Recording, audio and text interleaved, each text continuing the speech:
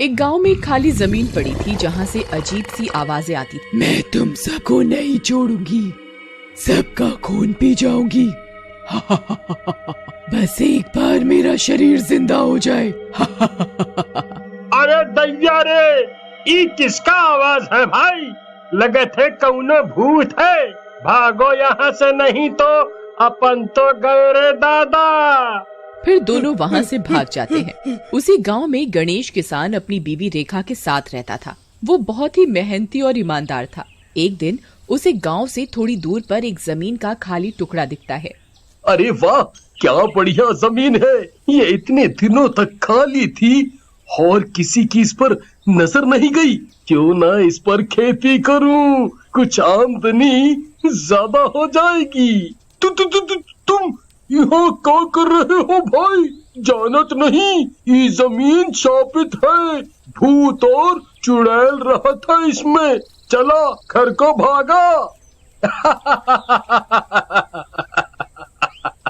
तुम भी रवि भैया, ये भूत प्रेत चुड़ैल वगैरह सब मन का वहम है, कुछ नहीं होता है। तुम्हारी मर्जी भाई, मैं तो चला। ऐसा बोलकर रवि वहां से चला जाता है। लेकिन जैसे ही गणेश वहां से जाने लगता है, उसका पैर जमीन में किसी चमकती चीज से टकराता है और उसके पैरों से खून निकलने लगता है और एक छोटे से गड्ढे में भरने लगता है। ये क्या हुआ? ये कैसे लग गया मुझे? ओह, ये तो बहुत खून बह रहा है मेरे पैर से। और ये इतनी तेजी से कैसे निकल रहा है? ऐसा लग रहा है कि जैसे कोई मेरे शरीर से इसको चूस रहा हो। जल्दी से घर जाता हूँ। ऐसा कहते हुए गणेश वहां से चला जाता है। इधर वो खून जमीन के अंदर एक सोई हुई औरत की लाश के मुंह में जाने लगता है। जैसे ही खून उस लाश के ऊपर पड़ता है, वो लाश जिंदा हो जाती है। कितने दिनों बाद इंसानी खून मिला है, बस इसका ही तो इंतजार था। मजा आ गया। ऐसा कहकर चुड़ैल वहां से गायब हो जाती है। उसी रात वहां से एक आदमी गुजर रहा होता है। उसे दूर से एक औरत बैठी हुई दिखती है, जो कि पीठ करके बैठी होती है। पीछे से उसके लंबे लंबे बाल लटके होते हैं। अरे वाह वाह, क्या औरत बैठी है। पीछे से तो कितनी सुंदर दिख रही है। अजी, सुनती हो मेरी राम प्यारी? यहाँ अकेले बैठी हो, हमें भी साथ में ले लो।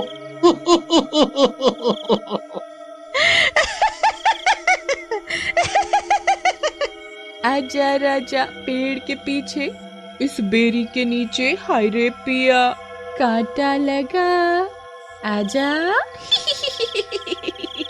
अरे वाह, ये तो पहली बार में ही मान गई।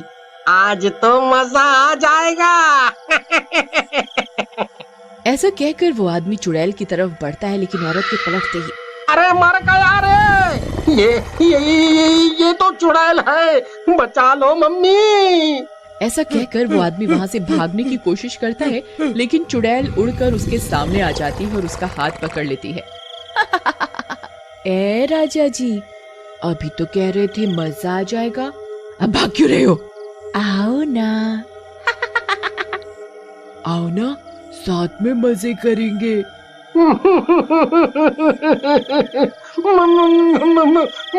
मुझे माफ कर दो चुड़ैल जी, मैं जिंदगी में कभी ठरकी बना नहीं करूंगा।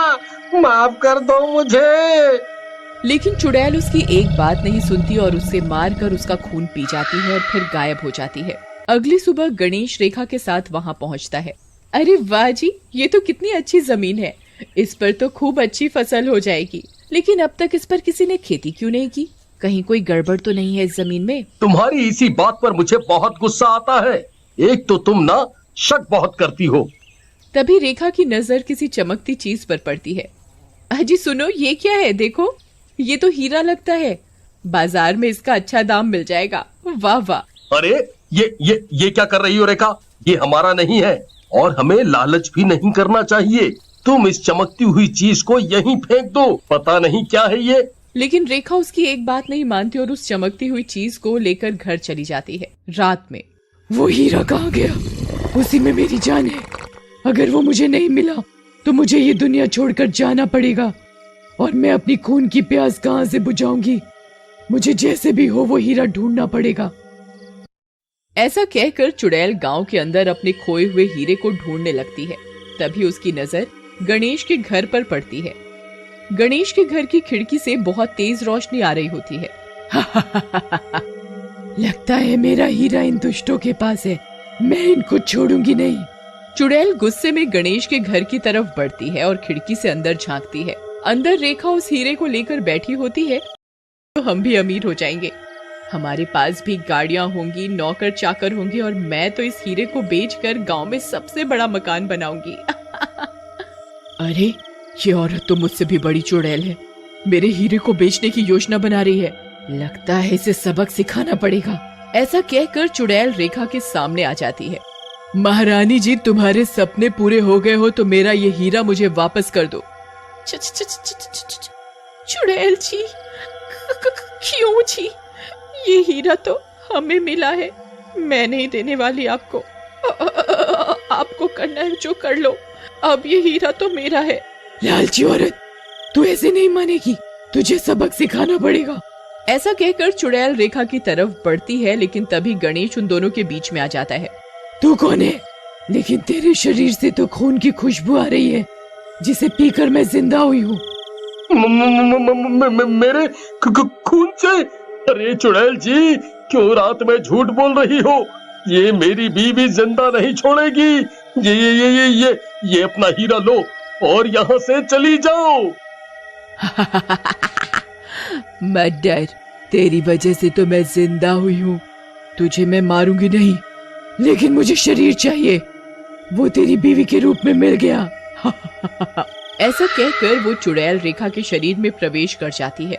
चुड़ैल के शरीर में आते ही रेखा बेहोश हो जाती है। अरे बाप रे, ये क्या हुआ? मेरी बीवी तो सचमुच की चुड़ैल बन गई। भगवान, अब मैं क्या करूं? तभी रेखा को होश आता है, उसकी आंखें लाल होती हैं। मुझे भूख लगी है, खून चाहिए, जा जल्दी खून ला, नहीं तो तेरी बीवी का ही खून पीने लगूंगी मैं। अब मैं क्या करूं? खून कहां से लाऊं? तभी उसकी नजर एक कुत्ते पर पड़ती है और वो उसे मार कर ले आता है और चुड़ैल के सामने पहुंच जाता है। वाह, मजा आ गया, तेरी बीवी के शरीर में रहने का फायदा मिल रहा है मुझे। चुड़ैल खून पीने लगती है, लेकिन ये सब गणेश को अच्छा नहीं लगता और वो घर से बाहर निकल जाता है। बाहर उसे उसका दोस्त रवि मिल जाता है और गणेश रवि को सारी बात बताता है। हम कहत रहे तुमका कि उस जमीन में कौनो लफड़े का बाल है, लेकिन तुम हमारी बात नहीं माना। अब भुगतो। अरे क्या रवि भाई, हम तुमको समस्या बता रहे हैं और तुम हम ही को डांट रहे हो। अरे अब समस्या आ गई है, उसको सुलझाओ। उसके बाद रवि गणेश को लेकर एक बाबा के पास पहुंचता है। बेटा, तुम्हारी समस्या तो बहुत गंभीर है। पहले हमें चुड़ैल को पकड़ना होगा और फिर उससे पूछना होगा कि वो ऐसा क्यों कर रही है। ऐसा कहकर वो तीनों गणेश के घर जाते हैं। गणेश के घर पर चुड़ैल बैठी होती है। इस बूढ़े तांत्रिक को लाया है अपनी मदद के लिए, ये कुछ नहीं कर पाएगा। अब तुम सबको मार डालूंगी मैं। तभी बाबा उसे मंत्रों से बांध देता है और चुड़ैल से पूछने लगते हैं कि वो उस जमीन में कैसे पहुंची और लोगों को क्यों मार रही है। मेरा नाम निर्मला है, मेरी इस जमीन पर कब्जे के लिए एक तांत्रिक ने मेरे साथ ऐसा किया था और मुझे मारकर जमीन के अंदर दफना दिया था और मेरी आत्मा को इस हीरे में डाल दिया। तब से मैं आजाद होने के लिए घूम रही हूँ। देखो, तुम गलत कर रही हो। एक बुरे आदमी की वजह से तुम कितने बेगुनाहों को मार रही हो, ये गलत बात है। तुम सही कह रहे हो बाबा, लेकिन मेरी भी तो कोई गलती नहीं है। उस लालची बाबा की वजह से मेरे छोटे छोटे बच्चे अनाथ हो गए। तुम चिंता मत करो बहन, मैं तुम्हारे बच्चों को पालूंगा और मैं तुम्हें मुक्ति दिलवाऊंगा। ठीक है, तुम एक अच्छे इंसान हो गणेश, मैं तुम्हें अपनी जमीन देती हूँ, मेरे बच्चों का ध्यान रखना। इतना बोलकर चुड़ैल वहां से मुक्त होकर चली जाती है और वो हीरा भी एक पत्थर में